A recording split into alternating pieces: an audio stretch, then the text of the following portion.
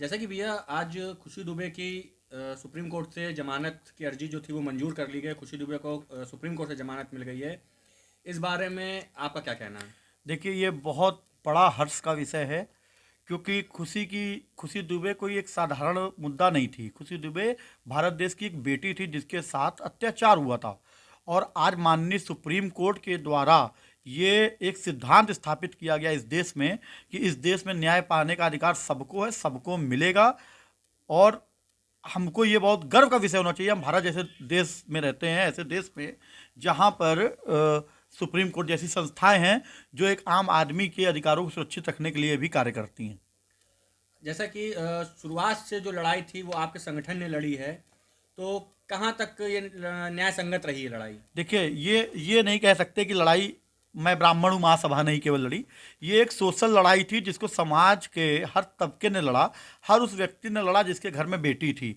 सब लोग जानते थे कि 2 दिन की ब्याहता लड़की क्या अपराध कर सकती है।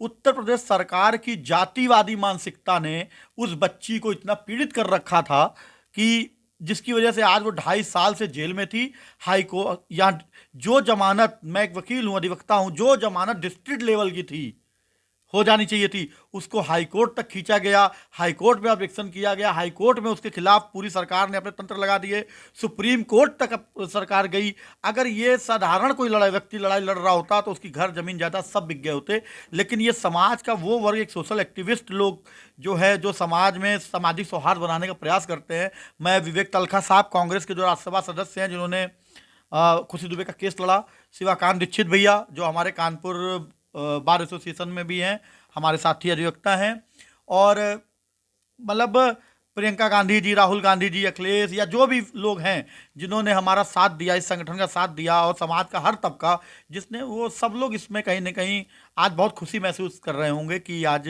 हम लोगों ने न्याय के राह पर एक लड़ाई जीती है। इस लड़ाई को जब आप लड़ रहे थे तो इस लड़ाई में आपका काफ़ी विरोध भी हुआ। हम्म। विरोध किन लोगों ने किया और किस तरह से आप उनसे उभर के बाहर देखिए, आते थे? चूंकि भारतवर्ष की बात नहीं करूंगा, उत्तर प्रदेश में एक जातिवादी व्यवस्था हावी हो चुकी है। और उस जातिवादी व्यवस्था को ये नहीं दिखता है, चूंकि मैं जाति से ब्राह्मण हूँ, खुशी दुबे ब्राह्मण थी, तो मैंने उस ब्राह्मण बच्ची की आवाज़ उठाई तो लोगों ने कह दिया ब्राह्मण है इसलिए ब्राह्मण की बात कर रहा है, ब्राह्मण है इसलिए ब्राह्मण की बात कर रहा है, पंडित है पंडितवाद करने लगा। लेकिन असलियत ये थी कि वो कोई भी बच्ची होती, तो मैं ब्राह्मण हूँ महासभा का गठन ही इसलिए हुआ है कि हम लोग सामाजिक लड़ाई लड़ रहे हैं, हम अपने समाज से लड़ रहे हैं, वो विषय अलग है। लेकिन हाथरस कांड में भी हम लोग लड़े, तब हम लोगों को कोई क्रेडिट नहीं दिया।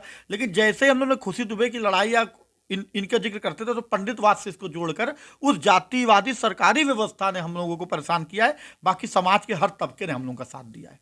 अब ये जो लड़ाई यहाँ तक आ चुकी है, जमानत भी हो चुकी है यहाँ की, तो आगे इसके बारे में क्या है कि क्या स्टेप आगे लिए जाएंगे, किस तरह से आगे की लड़ाई और लड़ी जाएगी? देखिए, अभी तो उसकी जमानत हुई है माननीय सर्वोच्च न्यायालय द्वारा, तो जमानत के बाद अभी वो बाहर आएगी, रिहा होगी, फिर ट्रायल चलेगा।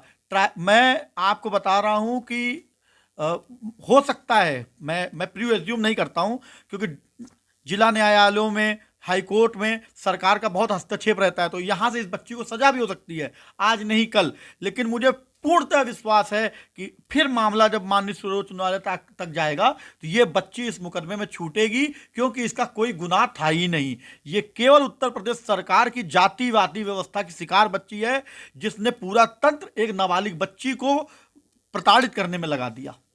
कई बार आप खुले शब्दों पर बात करते हुए बयानबाजी में आप विवादों में भी आ जाते थे, तो कैसे क्या रहता था? तो मैं, वो विवाद इस बात का है, मैं तो स्पष्ट कह रहा हूं कि खुशी दुबे ब्राह्मण समाज की बच्ची थी, इसलिए वो प्रताड़ित है, इसलिए योगी आदित्यनाथ जी की सरकार ने उसको प्रताड़ित किया।